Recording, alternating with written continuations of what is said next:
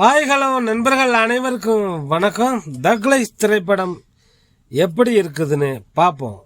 இந்திய சினிமாவை எதிர்பார்த்து காத்திருந்த கூட்டணி தான் கமல்ஹாசன் மணிரத்னம் கூட்டணி. 1987 வெளிவந்த நாயகன் படத்துக்கு பிறகு தக்லைஃபில் இருவரும் இணைந்ததால் இந்த படத்துக்கு எதிர்பார்ப்பு அதிகமாக இருந்தது.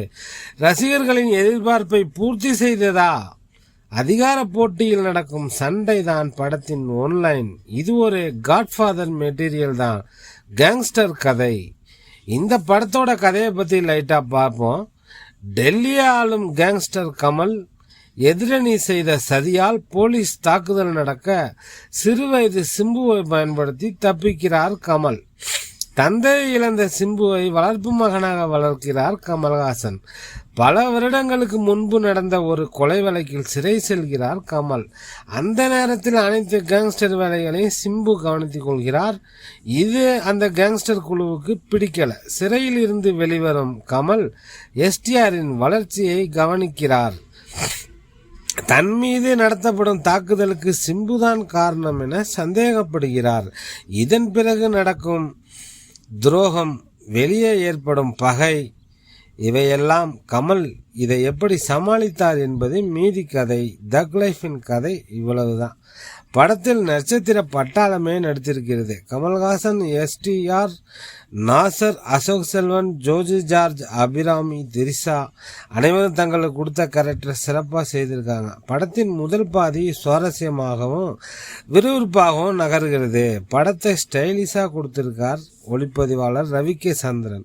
Music AR Rahman. இரண்டாம் பாதி கொஞ்சம் ஸ்லோவாக தான் போகுது. நாம யூகிக்கிற மாதிரி தான் காட்சிகள் வருது. Stunt master Anbariv. சண்டை காட்சிகள் பிரமாதம். ஹாலிவுட் படத்துக்கு இணையான சண்டை காட்சிகள் படத்தில் இருப்பது சிறப்பு.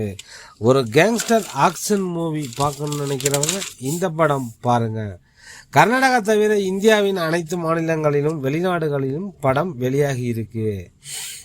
நாயகன் செக்கச்சிவந்த வானம். 2 கதையையும் மிஸ் பண்ணி இந்த கதையை எழுதின மாதிரி இருக்கு.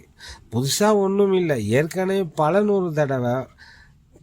நூறு தடவைக்கு மேல் வெளிவந்த கேங்ஸ்டர் கதை தான். காட்சிகள் நம்ம யூகிக்கிற மாதிரி தான் வருது. அடுத்து வருவது இதுதான்னு நமக்கு முன்னாடியே தெரிஞ்சு போயிடுது. கமல்ஹாசன் வேற லெவல் பர்ஃபார்மன்ஸ்.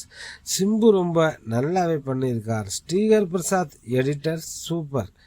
கிளைமா சண்டை காட்சிகள் வேற level. AR Rahman music BGM ரொம்பவே படத்துக்கு பலம் சேர்க்குது. வன்முறை காட்சிகள் அதிகமாக இருக்கு. பெரிய அளவில் ப்ரொமோஷன் பண்ணியிருக்காங்க. இதுக்கா இவ்வளோ பில்டப்பு அப்படிங்கிற மாதிரி தான் இருக்கு. ஓகே ஃப்ரெண்ட்ஸ், இந்த படம் ஒரு கேங்ஸ்டர் படம் பிடிக்கணும் பார்க்குறவங்களுக்கு இந்த படம் ரொம்ப பிடிக்கும். நன்றிகள் பல. நம்ம டெல்டா 7 சேனலை லைக் பண்ணுங்க. ரொம்ப தேங்க்ஸ். ஹாய் ஹலோ நண்பர்.